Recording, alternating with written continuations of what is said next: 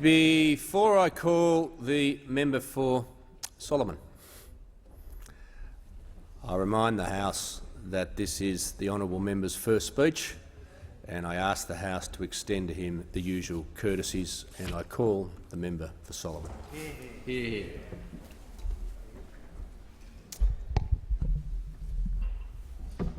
Thank you, Mr Speaker. Mr Speaker, my name is Luke John Anthony Gosling, and mine is the great privilege of representing the people of Solomon, the northern capital of Australia. In Darwin and Palmerston, we have people from over 100 countries that have been welcomed by the Larrakia Aboriginal traditional owners to make the top end of Australia their home, including me and my family. I stand here today a very proud Territorian and Australian with a progressive view of our place in the world and our responsibility as global citizens. I'm here because of the path that lies behind me, so I'll touch on some of that before moving to the path that lies before me. I acknowledge the traditional owners of the land that we meet on today, the Ngunnawal people, and acknowledge their elders, past, present and emerging. And I thank them for their warm welcome yesterday at the opening of this parliament. I live on Larrakia country, but I was born in Wurundjeri country, the firstborn son of John and Christine Gosling. Dad is here today, a legend. From a Western suburbs working family, the son of a World War II veteran, Dad was just 20 when he was conscripted to fight in Vietnam. But luckily for me, not before he met a beautiful girl from Abbotsford who lived not far from Victoria Park. I know Mum is watching today from Tassie, where she's visiting with my sisters Lee and Elizabeth. Mum, I love you so much. You are the reason I exist and also the reason that I am Collingwood. Let me be clear, Mr Speaker. Let me be clear, Mr Speaker. Everything I have been able to do in my life is because of the unconditional love and the values imparted by those two extraordinary people, my mum and dad. I am a grandson to Dick and Bertha Gosling and Percy and Kath Wellard on my mum's side. All gone to God now, but with us still. I am a brother to Elizabeth, Thomas, Samuel, Xavier, Christian, Lee Catherine and Daniel.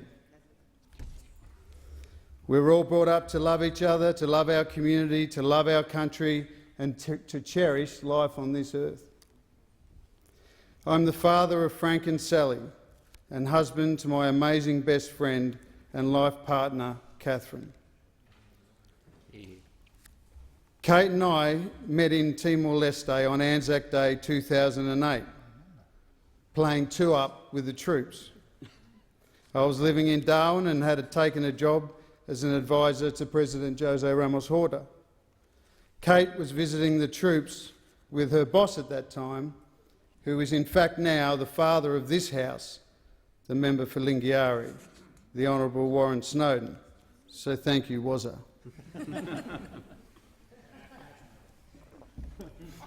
I went to school in your electorate, Mr Speaker, before our family moved to the city, and I joined the Army straight from school.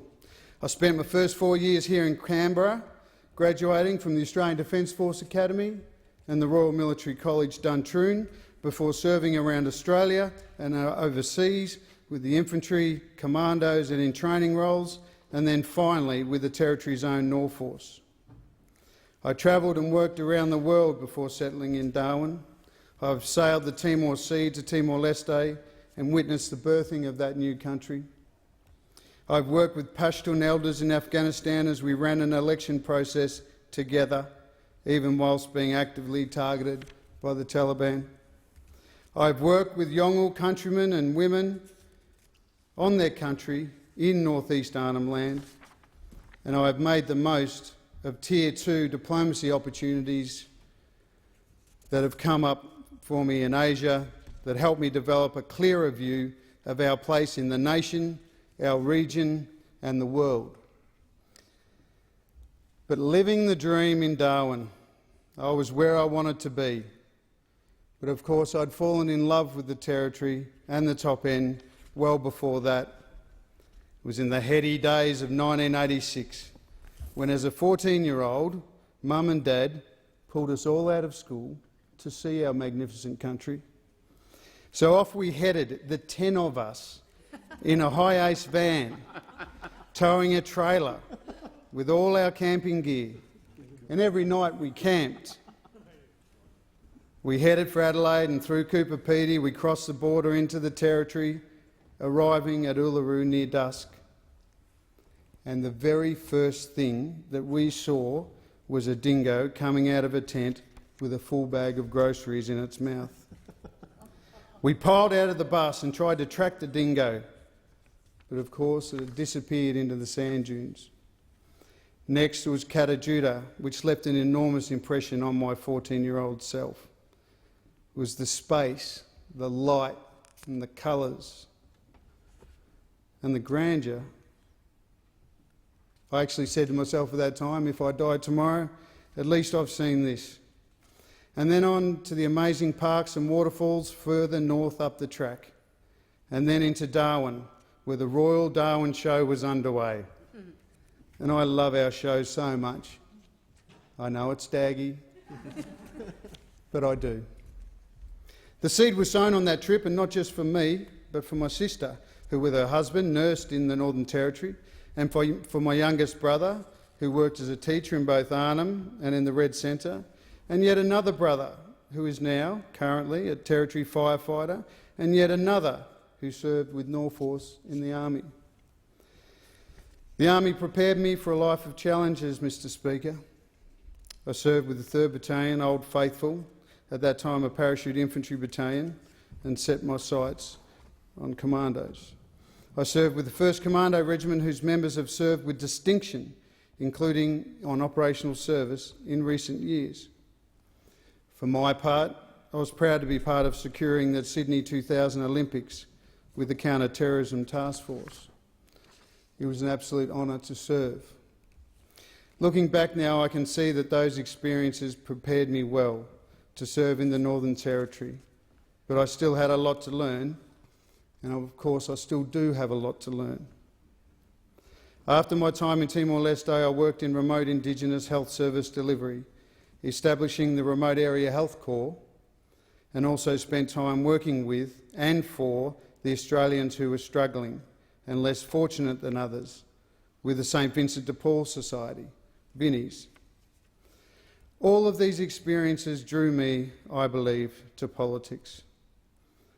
I'm not one to stand on the sidelines, and so I started working for federal parliamentarians and preparing myself for today, to serve the people of Darwin and Palmerston as their representative here in Canberra. I thank former Senators Trish Crossan and Nova Peris, and of course the Honourable Warren Snowden. Working with them allowed me to meet the people who share the top end every day, learning more about their needs, helping people. I want to congratulate the Territory Labor leader and new Chief Minister, Michael Gunner, who was sworn in today, and as the 3rd Labor Chief Minister and the Territory's 11th Chief Minister since self-government in 1978. Michael and his team absolutely thumped the Country Liberal Party at last weekend's NT election. The CLP is currently a spent force, and the responsibility for that lies with their outgoing leader. I am so proud to be a member of Territory Labor, and I want to thank the true believers, the members and supporters, for their faith in me. I also want to acknowledge the broader Labor movement that are standing up for people's workplace safety, conditions and rights every day. When I look back over this big year for Territory Labor, it is with absolute certainty that everything we have achieved, we did so because we are a united party. My first press conference during the election, I said I was worried that our GST share was being threatened, and I still am. And I'll fight for it because it is the way that we will hold and grow the North. What horizontal fiscal equalisation really means is we hold the North, right? It's our home, and that's what it costs to deliver services for the people of Darwin and Palmerston and the Great Northern Territory. I'll stand up for us and for those who need it most. So whether your ancestors spent 15 million nights under top-end stars, whether your family traded with the Macassans centuries ago, or survived the bombing of Darwin in 1942, or rebuilt Darwin after Cyclone Tracy on Christmas Day 1974, or whether you're a descendant of generations of settlers from the UK, Europe, or from the Southeast Asian communities, the Mediterranean, Africa, or the Pacific, or whether you just came to the top end to work for 3 months and never left. Whatever brought you to the North, I will not ignore you. I will represent you here in Canberra, and I'll keep my feet on the ground. Darwin has always had economic cycles of growth and slowing growth. The important thing is we must continue to grow in a sustainable way, and that we secure federal investment funding and that we employ our own. We do not want to see our city become the fly-in, fly-out capital of Australia. Workforces move around, I get that, but the priority must go to people that have or want to call our tropical paradise home. My mission is to secure the support from the federal government that is needed for the investment in public infrastructure in our developing northern capital.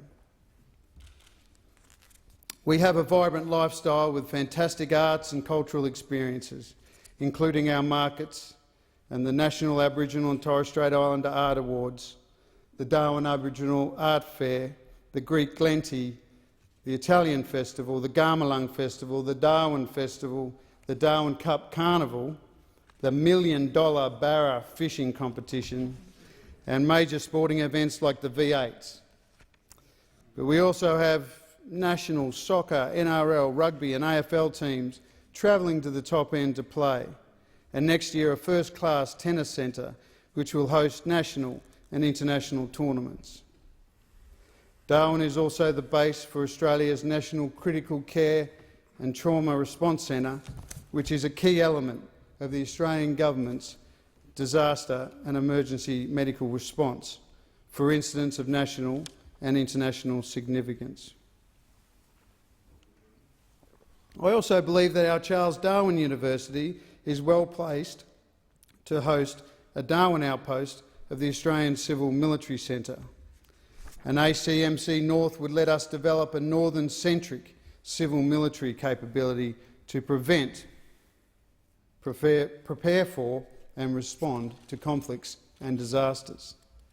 I believe in the power of education and innovation and will be actively supporting emerging entrepreneurs.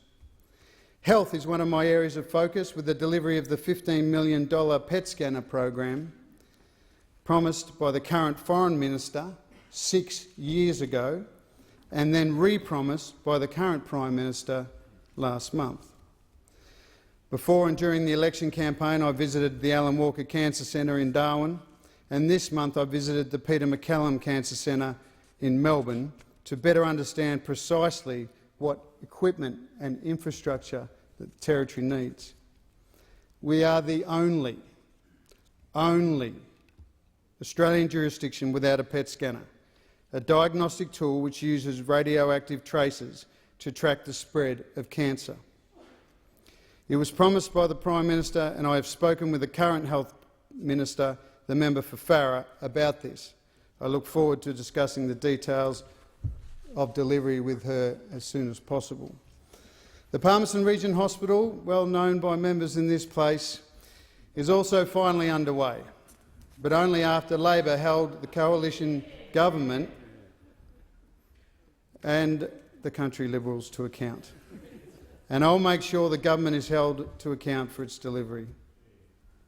During the federal election campaign, this coalition government made a number of other promises, and I'll be holding you to task, including $3.8 million for a 24-bed dementia-specific wing at Terraced Gardens, $29.5 million to develop the Palmerston Boulevard, $8.5 million to Carpentaria for the establishment of a new purpose-built facility, which will allow for the co-location of community, allied health, education, training and childcare services as part of its $27 million top-end Community 360 project. $9.65 million to improve the movement of heavy vehicles in and around Darwin, $1 million for an eternal flame and a pool of reflection in Darwin City, $635,000 for new mobile CCT cameras for the police, $8 million for the construction of a world-class indoor netball stadium at Marara. I will work constructively with this government where they are serious about fulfilling their commitments, but I'll also hold them to account. Projects like overdue defence houses at the RAF base Darwin are also on my list. This coalition promised more than $8 billion in defence infrastructure spending, and we want to be bipartisan with the government whenever we can. But there was $70 million to be spent over the next 10 years upgrading Robertson Barracks, and as I said, keen to work constructively, but we need to get these infrastructure projects going. I've already had some constructive meetings regarding these projects because we need to make sure that Territory businesses aren't locked out of that defence work, because our local businesses have the capacity to deliver. I'll be working with ex-service organisations to build a veterans centre with crisis accommodation, gym facilities and chill-out and chat spaces. And I've started fighting the ridiculous decision to take our head Department of Veteran Affairs position away from the Territory. That is not helpful, and that is not right. The Vietnam veterans have a saying, "Honour the dead, but fight like hell for the living." I was proud to be part of the effort that secured national recognition of the bombing of Darwin as a day of national significance, and more recently I was proud that I helped secure support for Operation Bring Them Home, the repatriation of Australian soldiers killed in Vietnam, who were previously buried in Malaysia and Singapore. In Darwin, I successfully campaigned to have contemporary veterans' war service in Afghanistan and Iraq acknowledged on the Darwin Cenotaph.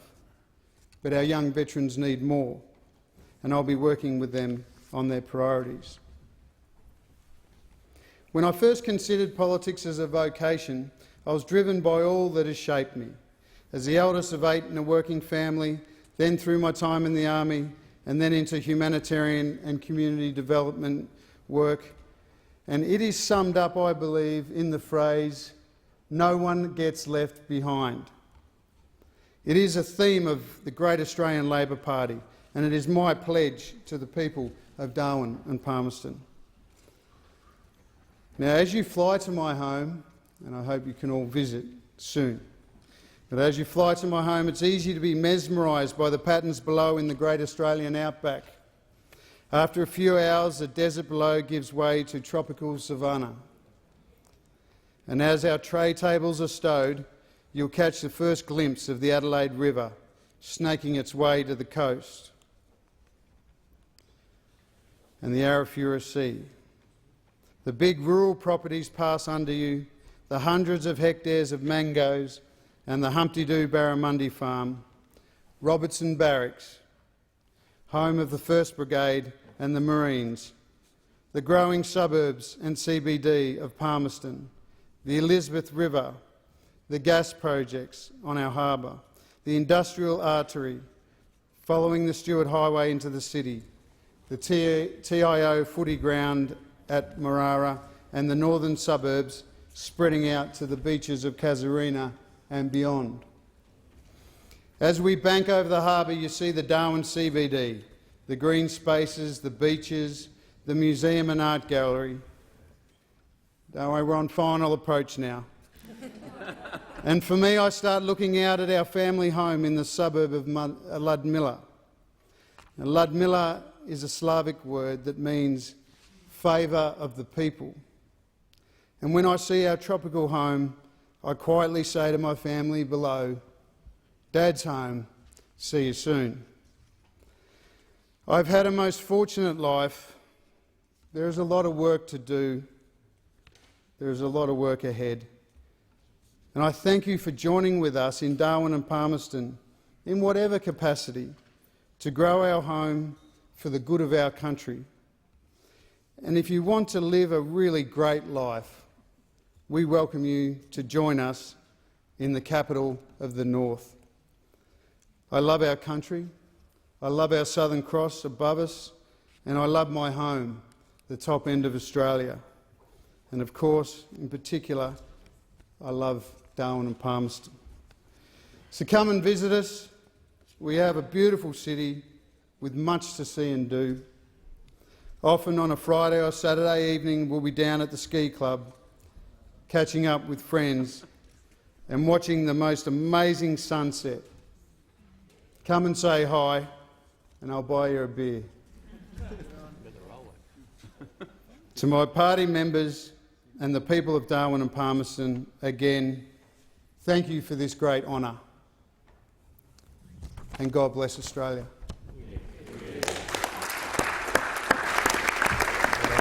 Thanks.